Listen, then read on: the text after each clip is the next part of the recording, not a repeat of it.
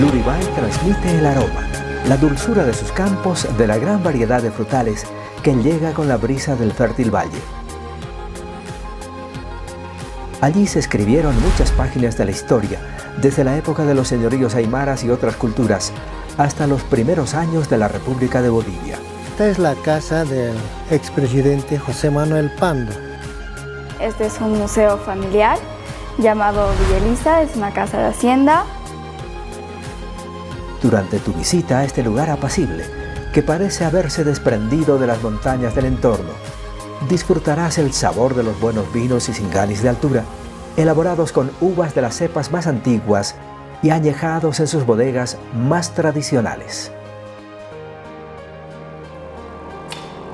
Ya está, ya encorchado, el producto está encorchado. Pueden ver. En las venas de la familia Apaza corre sangre de vino.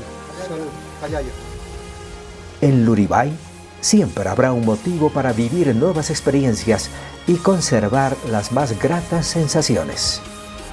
Te deleitará la deliciosa y variada gastronomía que combina los sabores más auténticos que se guardan como herencia de los abuelos. Este es nuestro plato bandera, nuestro plato típico.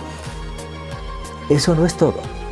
En estos campos conocerás el esfuerzo de la gente para conseguir los mejores frutos y compartirás las costumbres que se mantienen como un legado cultural de fuertes raíces.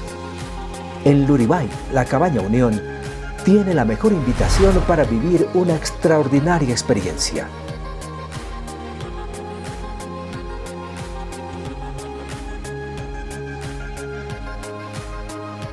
Estos son los que están las doraditas, ya estamos cosechando. Luribay, más allá del paisaje, la gente.